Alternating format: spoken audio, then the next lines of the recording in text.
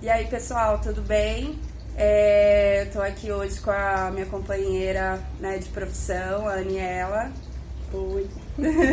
A gente resolveu gravar um vídeo rapidinho aqui, pensando algumas questões referentes à saúde mental em tempos de pandemia, né? Muito se fala e claro, com toda necessidade do mundo, muito se fala na preservação da nossa saúde física nesse momento, quais são as formas, né, de protegê-la e tudo mais, mas eu vejo um pouco de carência nas mídias, nas redes sociais mesmo, falando sobre como que a gente cuida, como que a gente continua tratando da nossa saúde mental nesse momento tão difícil para todos nós, né? Então, nesse sentido que a gente resolveu gravar esse vídeo hoje.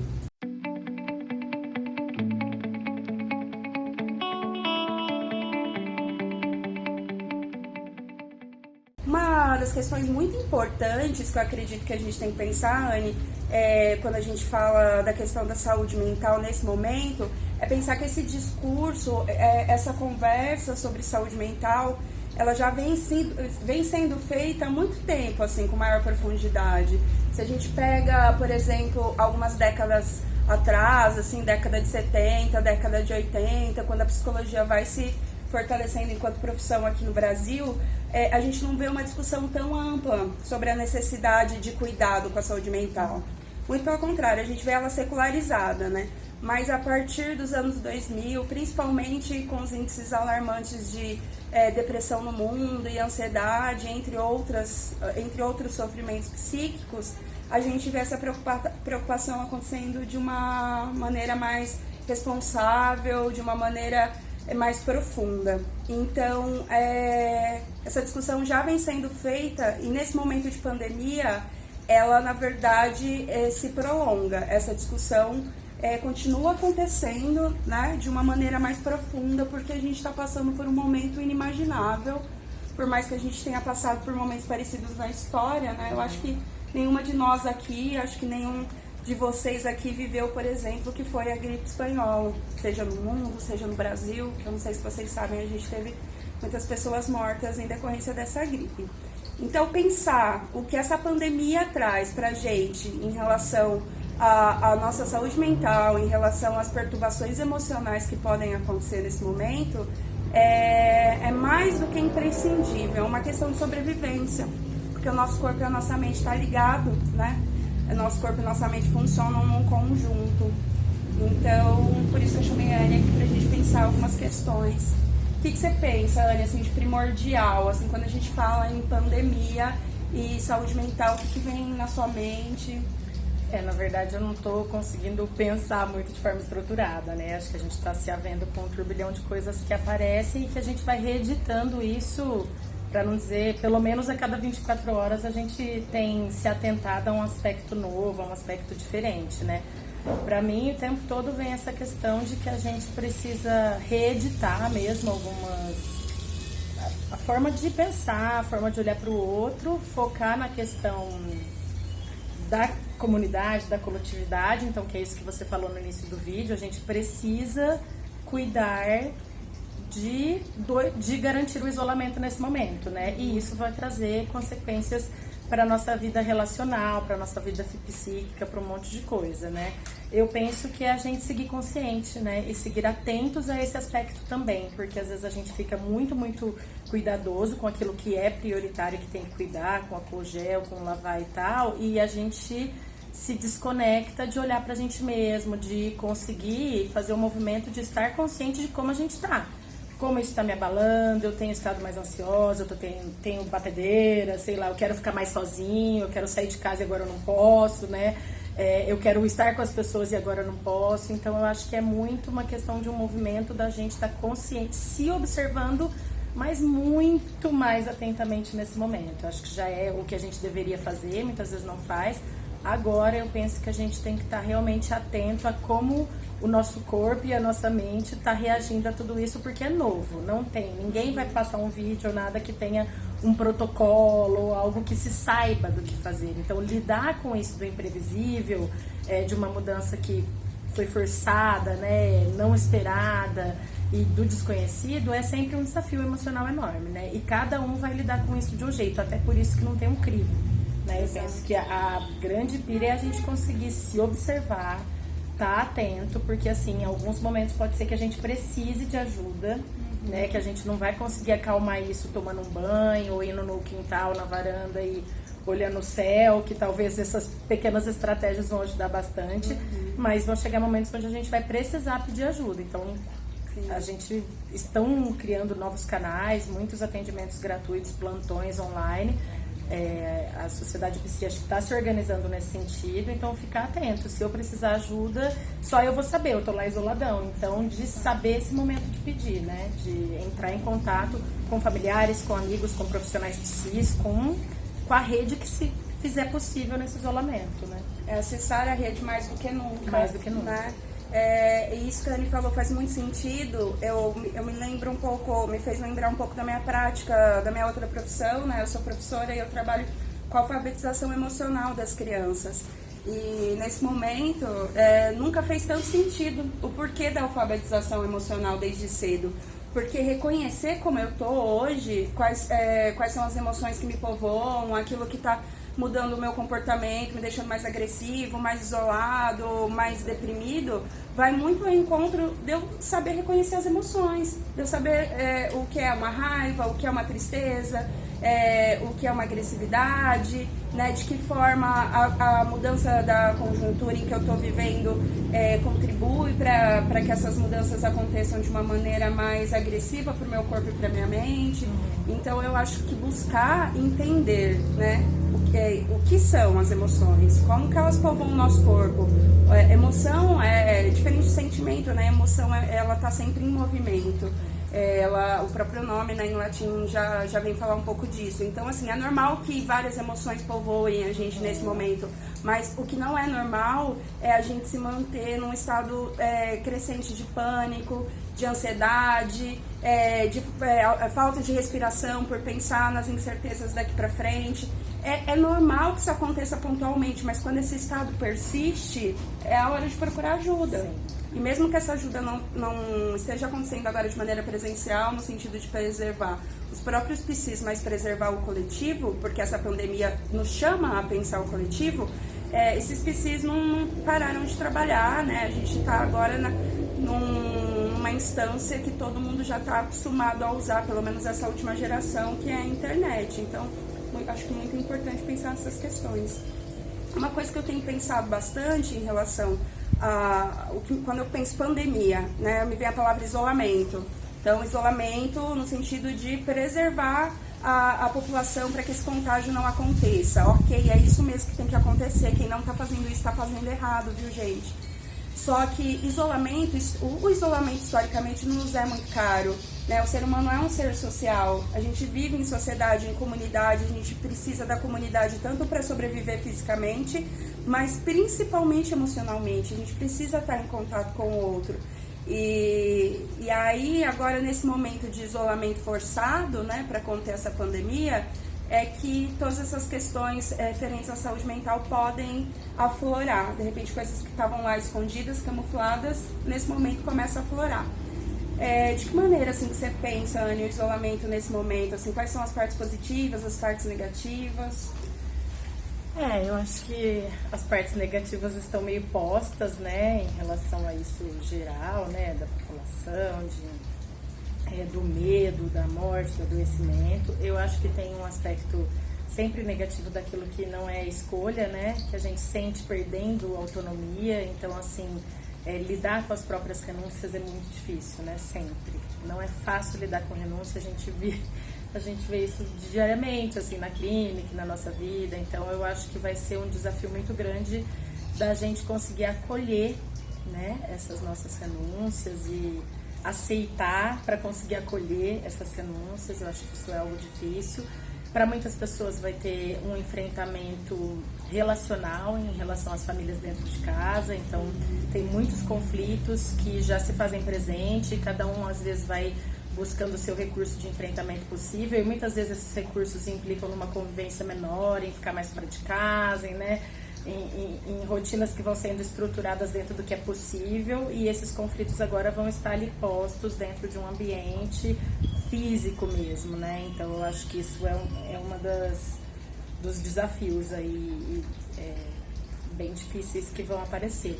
E eu não tenho dúvidas de que tem, considerando todo esse negativo e não desrespeitando ou negligenciando em momento nenhum, tem muitos pontos positivos, né? Da gente poder estar presente, né? Poder olhar para si, olhar para os nossos. Eu acho que reconfigurar a nossa maneira de olhar para o mundo, assim, a mudança nas relações de consumo, isso acho que já vem acontecendo, né? Acho que diante de tudo isso que a gente vem passando, eu mesma me peguei, né? A gente vai olhar no Instagram, tudo vai aparecendo aqueles patrocinados, né?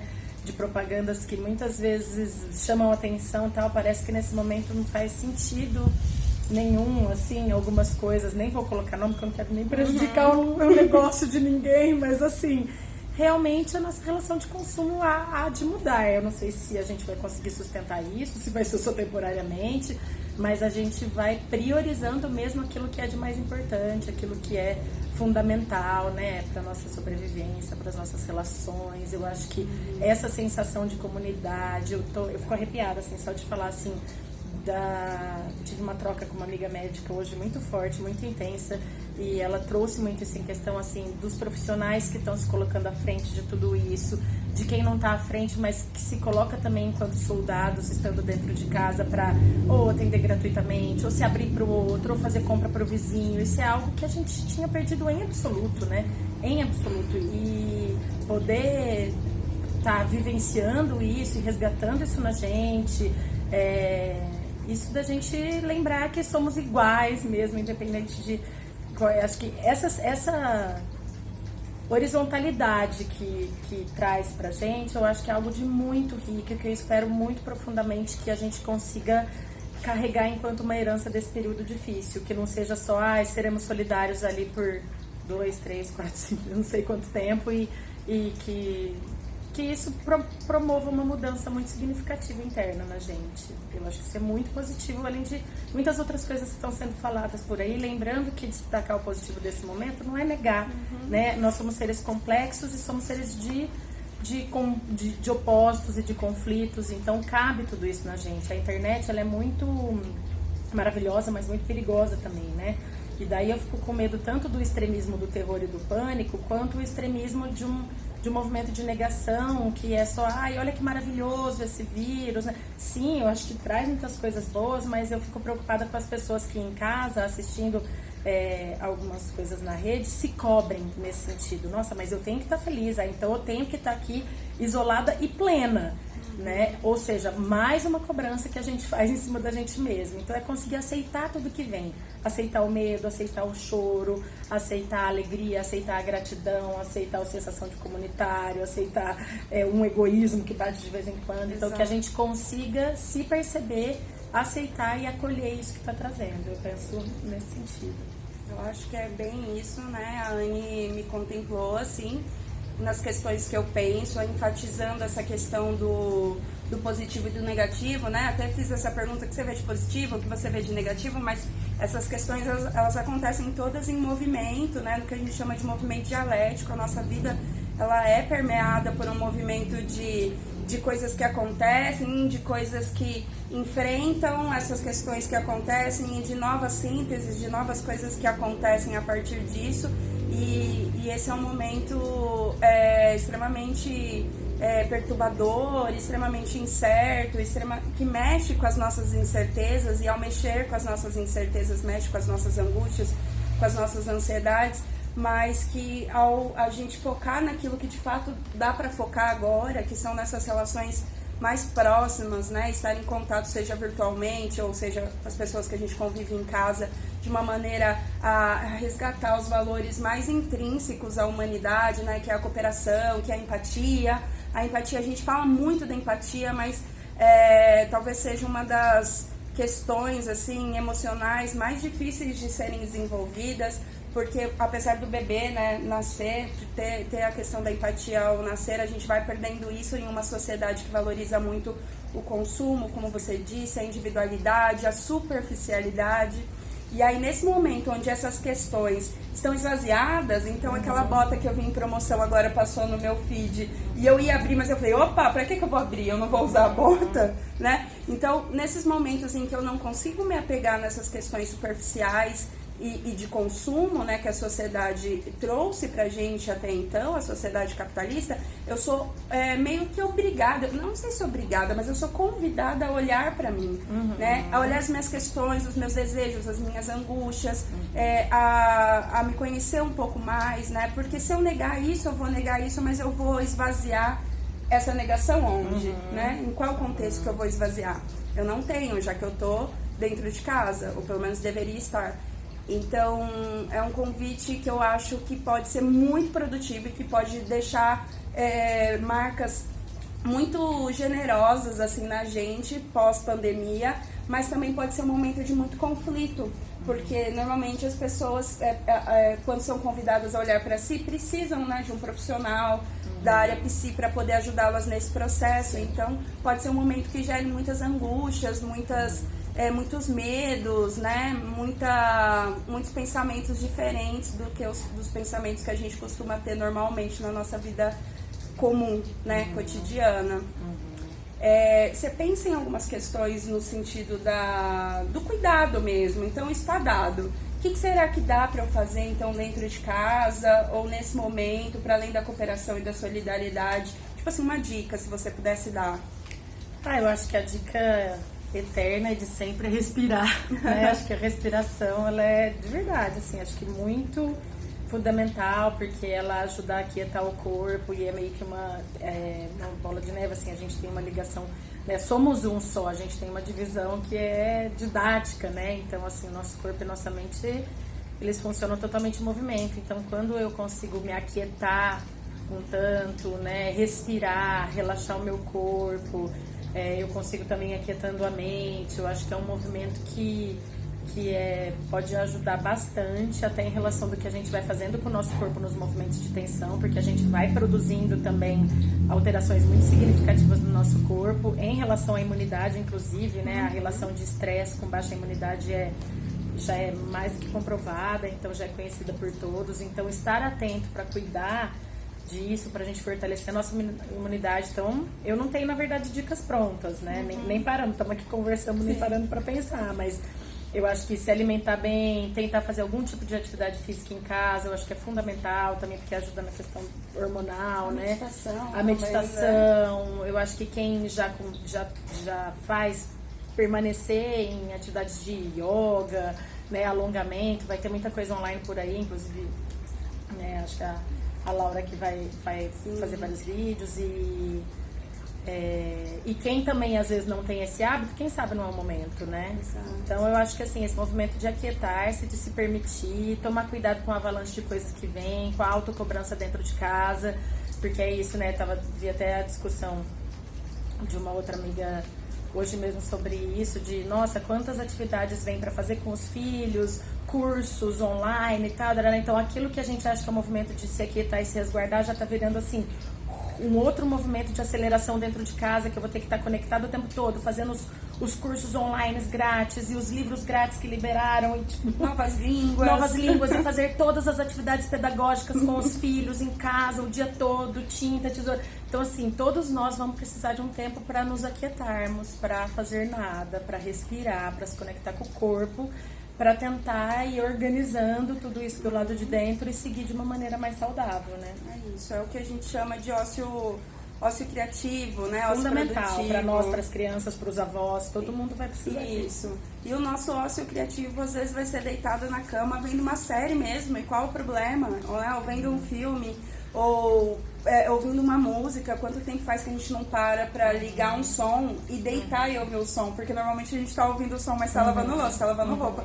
tá produzindo pro trabalho. Então, o ritmo, né, acelerado que a sociedade nos coloca, porque se você não entra nesse ritmo, aí começam as taxações, né? Você é vagabundo, você não se esforça o suficiente para crescer na vida. Não tá produtivo, né? Não tá produtivo. A ideia do não estar produtivo pode ser gerar uma cobrança muito grande para cada um, né? Isso. Então a gente tem que estar presente, né? Não produtivo, fazer o que for possível. Acho que tem uma outra questão também da gente tentar entender que vamos nos reorganizar, tem uma preocupação com o que vem aí em relação às questões econômicas e financeiras. Eu acho que isso vai gerar outros vídeos aí pra você, Jéssica. Sim. Provavelmente, assim, mas então tem muita coisa. É um volume muito grande de novas informações, novas situações, novos contextos que a gente, assim, é pra ontem que a gente vai ter que tá cuidando disso. Então, vamos ter que tentar se organizar internamente para dar conta de todos esses aspectos. Né? Exato. E o que a Anne falou, acho que já no sentido de encaminhar, né, o que a gente chama muito de infodemia, né, que é essa quantidade absurda de informação que está surgindo o tempo todo. Qualquer dado que a gente trouxesse agora no final do vídeo já seria um dado ultrapassado, porque as coisas estão acontecendo numa velocidade e de uma forma que a gente não sabe, né, como que vai acontecer. Então, a gente selecionar informações por dia, né, a gente saber quais as fontes confiáveis para a gente poder obter essas informações sobre o que está acontecendo no Brasil e no mundo, eu acho que é fundamental para a gente não entrar numa paranoia de que amanhã eu não estou vivo, o que vai acontecer com os meus familiares, ter precaução sim, mas também selecionar muito aquilo que eu vou ter precaução, para isso não virar uma paranoia. Eu acho que se isso permitir, talvez, por algumas horas, tá sem nenhuma informação, né? Exato. Qual o problema disso, né? Gente, é isso. Acho legal só a gente falar que estamos aqui, porque a gente tá falando fica em casa, nós também estaremos em casa. A gente veio hoje, a gente precisava finalizar algumas coisas na clínica, enfim, para que tudo fique organizado e funcione, depende de outras pessoas também. Então, fizemos o nosso melhor, aqui estamos com o maior cuidado do mundo, né? Cheio de então, assim, se fizermos outros vídeos, vai ser cada um na sua casinha, né? Só porque com certeza vai ter gente que vai assistir, vai falar, como que vocês não estão em casa, né? A gente tá realmente muito cautelosa, muito cuidadosa, só um saindo de casa e hoje foi pra finalizar pendências e começando nossos atendimentos via Skype, né? Que eu acho que vai ter muitos companheiros aí fazendo o mesmo, então caso esteja bem difícil de segurar a onda, porque tá pra gente, tá pra todo mundo, busquem, porque a gente não vai parar de trabalhar, né? É isso. Beijo, galera, até a próxima. Já foi. A gente se enquadra. Tchau, Lu, tudo de bom. Tchau, obrigada. Imagina eu.